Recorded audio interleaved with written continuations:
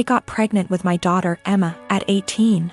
I lived at home and was going to college and working.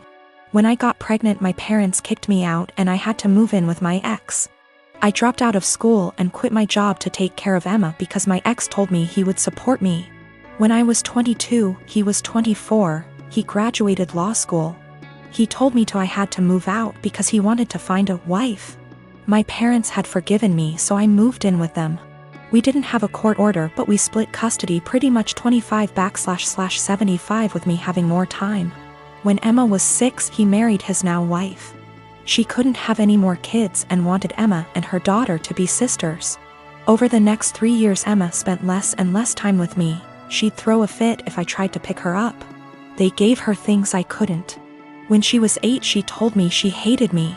I never blamed her for the lies her father put in her head, because even though I lived at home, I was in college and working and did my best to provide her for her, but obviously they could do more. They took me to court when she was 10 and surprise, the lawyer and his doctor wife with their $1 million home beat me in court. They painted me out to be this horrible parent and Emma backed them up. They got primary custody and I got visitation. But Emma refused to see me. I gave her money and gifts. But she didn't want me in her life.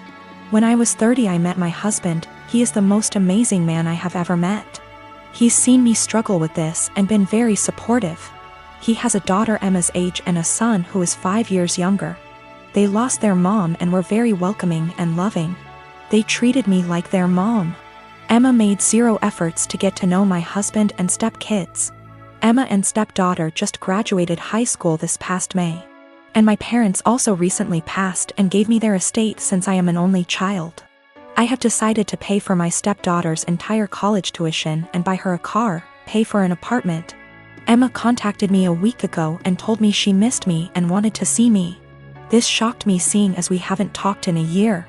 We met up and she told me she heard my parents died and asked if she could have some money to pay for college.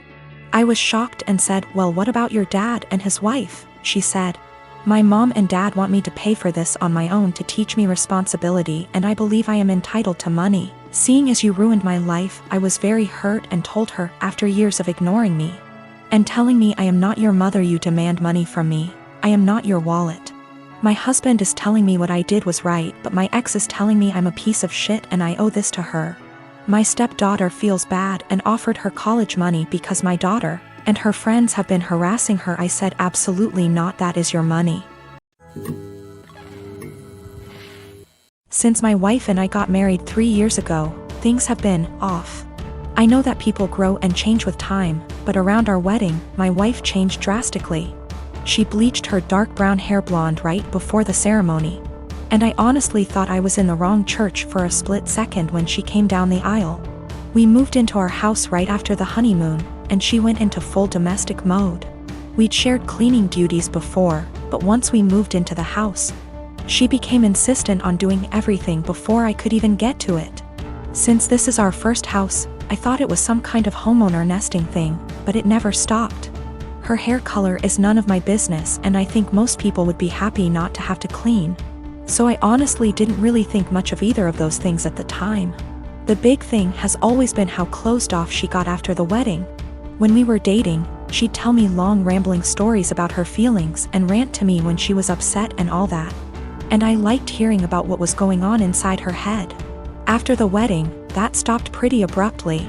If I ask her how her day is, she will only ever tell me that it was fine or super. She doesn't talk to me about her feelings anymore, ever, even when I explicitly ask, "How do you feel about X?" She also stopped telling me about anything important that happened to her. About a year after we got married, her grandfather died. Did she tell me she'd lost her grandfather? No. She told me that she had to go to a conference for work on the other side of the country, which I thought nothing of. On the second day she was gone. Her older brother texted me to tell me that my in-laws had really missed seeing me at the funeral. When I called her to ask why in the ever-loving hell she didn't tell me, and then lied about it, all she would say was, "I didn't want to trouble you. You have a lot on your plate." After that, she went on a couple of spontaneous family trips. She's really close to her family, so the first time she said she was going camping with her brother at their alma mater. I didn't think a lot of it other than to be slightly disappointed and confused that I wasn't invited, because her brother's cool and the three of us go camping together a lot. But the second time, I started hearing alarm bells. I'd like to say I'm a more secure man, but after the second spontaneous family trip, my wheels started spinning and I started to think that maybe she was cheating. This was a weird insecurity in the back of my mind for a while, since she wasn't showing any other big signs of cheating. She wasn't guarded about her phone and hadn't changed her routine / appearance. A few weeks ago, she told me she was pregnant. I was over the moon about it until I asked her how many weeks along she was, and she nonchalantly said about 12 or 13. She'd been pregnant for like 3 months before she even bothered to tell me. She's not really showing at all, and she doesn't usually drink, so I had been completely in the bloody dark. I honestly hadn't even suspected. That was kind of it for me. I was sure she was cheating, and that it wasn't my kid. I thought there was no possible way that a woman would keep her pregnancy a secret from her husband for 3 months. So I snooped. Yes, I know I was wrong, but I wanted proof that she'd been having an affair before I moved out. One of my best buddies from college is a divorce attorney, and when I asked him what I should do, he sent me the info for a key logger. I installed it on my wife's laptop and was prepared for the worst. Now, I feel like what I found is somehow worse than her cheating. I didn't find any steamy messages, but I found out that she keeps a diary in a Word document that she writes in every day. I know I should have just stopped once I knew she wasn't cheating, but once I saw my name in her diary, I couldn't stop. I read all of it. All 7 separate documents, going back to way before we'd even met. Turns out she's not cheating. She's depressed, hates herself, and has absolutely no trust in me. All of the stuff I've been confused and bothered by has some kind of sad, self-loathing explanation. She hates having blonde hair, but she writes, I know he'd divorce me if I went back to being a brunette. Because wives are supposed to be blonde almost every week. The wives are supposed to be thing is tangled up in everything. She thinks wives are supposed to be quiet, which is why she doesn't talk to me anymore. She thinks wives are supposed to make things easier for their husbands, not harder. Which is why she didn't tell me when her grandfather died. It just goes on and on and on. She didn't tell me when she got a huge promotion and a raise because he'd leave me in a heartbeat if he knew I made more money than he does. Men can't handle that. It hurt to know that she thinks of me as some kind of one-dimensional 1950s husband. And I've been racking my brain to think of anything I could have done to make her think this way. What I can't handle is that she'd lied about the big stuff. I honestly don't know if I can forgive her for not telling me about the miscarriages. The spontaneous family trips were actually her miscarrying 2 of our children, one at 5 weeks, the other at about 10. She went and stayed with her parents while she was recuperating, and her brother and sister came to support her. But not me. I didn't get to be there for her, because she thinks I would leave her immediately if I knew that she'd killed our children. She's convinced that she caused both miscarriages because she smoked pot for a long time before we got married. For what it's worth, it sounds like her family tried both times to get her to tell me, but she wouldn't. She finally told me about this pregnancy because her parents threatened to tell me she didn't. I'm just absolutely confused. I don't even know what to think right now. I'm just so baffled because everything she says about me in her diary is insanely nice. She goes on for pages and pages about how much she loves me and how she thinks I'm her soulmate and how she would do anything for me. I just can't understand why she thinks that I would leave her. Knowing that she's spent the last 3 years walking on eggshells around me, convinced that I would leave her at the drop of a hat is just so confusing and awful. I feel like our marriage is some kind of lie. The woman I thought was self-confident and ready to take on the world is actually full of self-loathing and really, really depressed. I don't know her at all. She's been suffering silently with depression long before we met. She has no faith in me, no trust. She thinks that every hug and kiss I give her and every "I love you" I say is a lie. I just don't know what to do. She obviously needs serious help, but I don't know how to get it for her. I can't tell her that I read her diary. If she has zero trust in me now, I can't even imagine what she'd think if she knew if I read 6 years worth of her private thoughts. I feel like I need to get my in-laws on board somehow, but I don't know what to say to them. I know I can't ignore this, but I feel like any move is the wrong move. I have a cousin by marriage, husband's cousin, that's 22 and dying of cancer.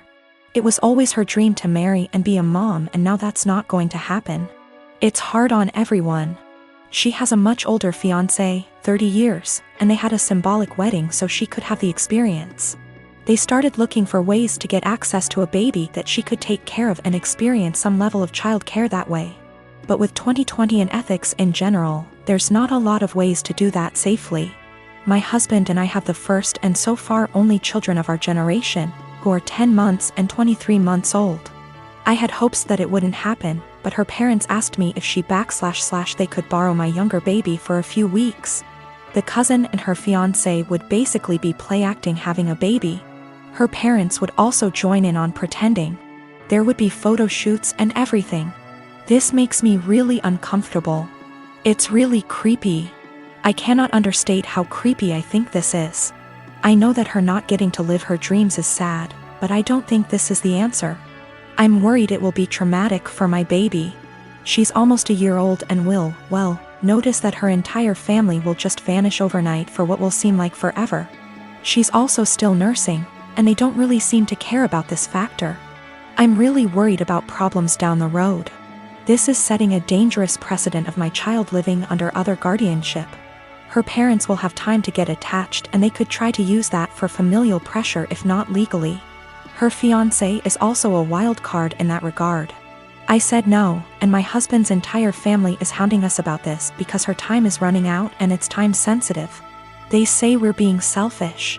They say that we could use this as a free vacation and bond with our older child because I popped them out so close together.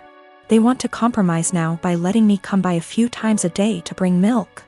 We still don't want to do this. Yesterday afternoon, we got an email from the cousin's parents offering actual dollar amounts for us to agree.